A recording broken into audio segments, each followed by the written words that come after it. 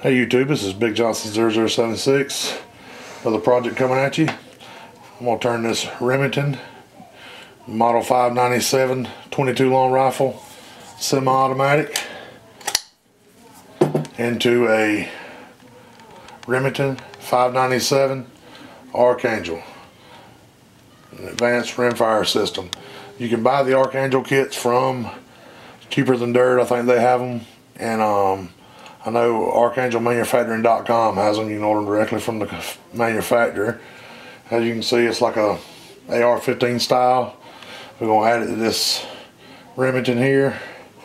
Remington came with a 10-round clip, a rear sight,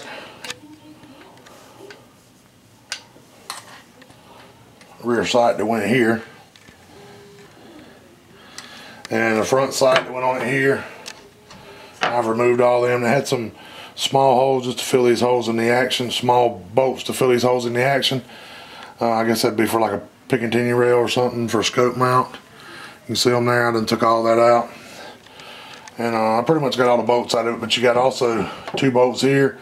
I got one just running there dummied for right now, just so I can hold it together enough to show you what I was going to do with it. As you can see, it's got a real tree stock on it. I bought this gun here for I think 150 bucks at Walmart, down the road from my house. Nice little gun. I just wanted a little more out of it. I wanted the feel of an AR-15 and something that's cheap to shoot. It's a perfect way to go. I'll take this bolt out here. It barely is in there. Show you, I'm going to remove the action.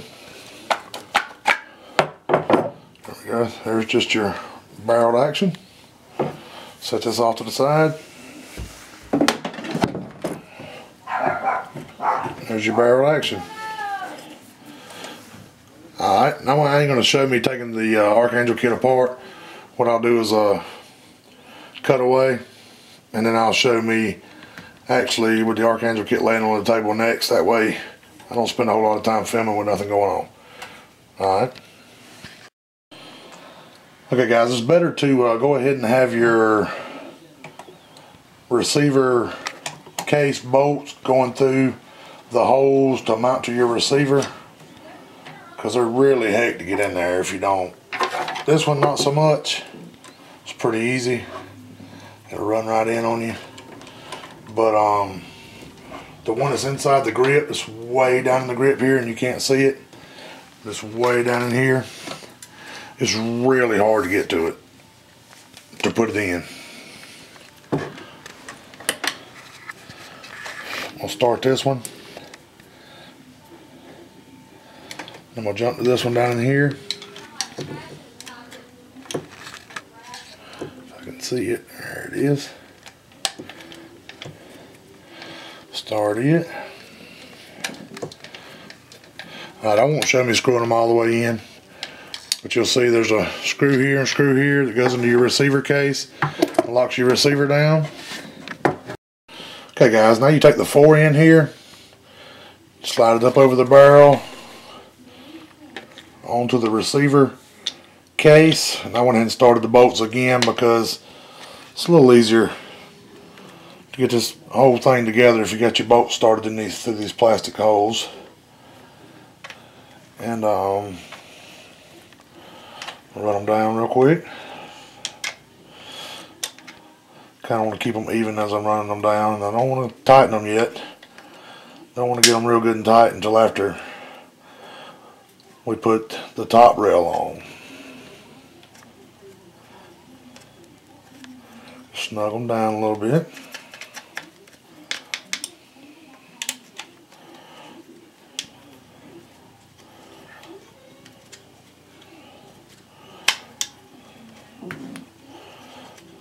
Alright, that ought to be good enough for now.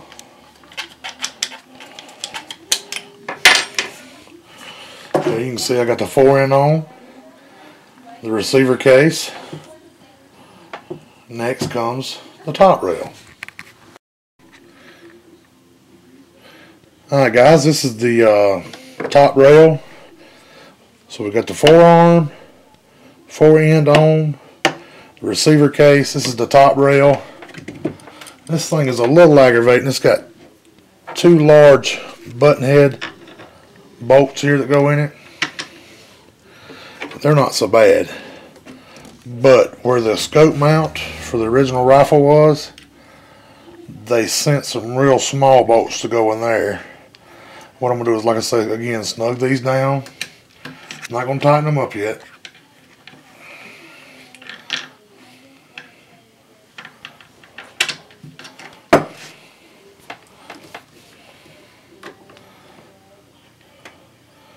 And this top rail is a little tight fitting, so just be patient. Just be patient with it and it'll be okay. But if you look here,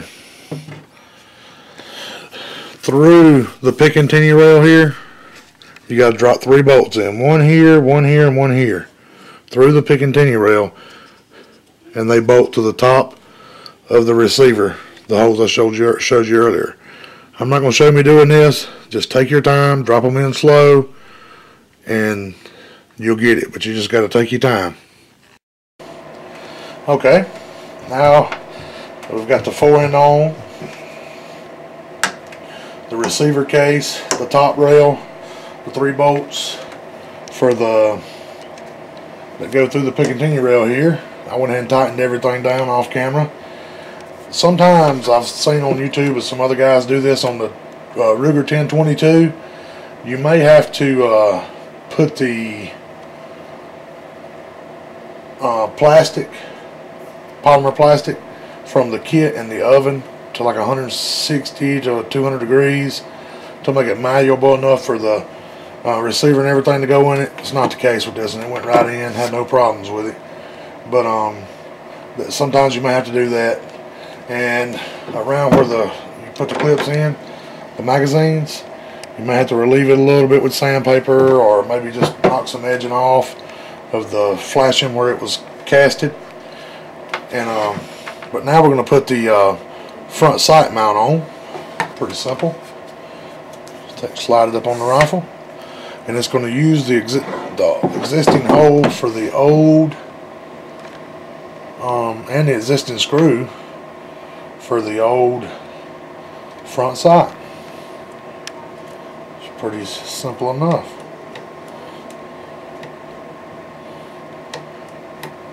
Got to get it lined up here, but it'll go on there. All you got to do is get it in line where it needs to go. No big deal.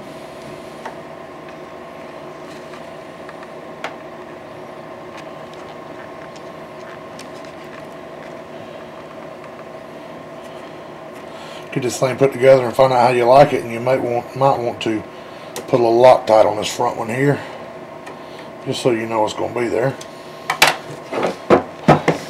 And there you go. And it came with this kind of cheesy bayonet that kind of snaps on here, and I'll just show you how it works. I don't put it on there, but it snaps onto the front here. As you can see, it comes right back off by just mashing those 2 pins together on that ring. And I also have, I bought this kit, I went ahead and ordered 2 of these Remington Model 597 banana clips, 30 rounds. And got 2 of those, plus the original box clip.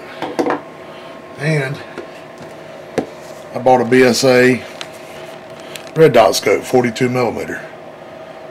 So what I'll do is I'll put this red dot scope on it real quick, show you what it looks like, just give you a look of how the gun will actually look with all the way together. Alright. Alright, as you can see, I've put the BSA red dot sight on there. You can see it's got a 6-position adjustable stock on it, 30 round banana clip.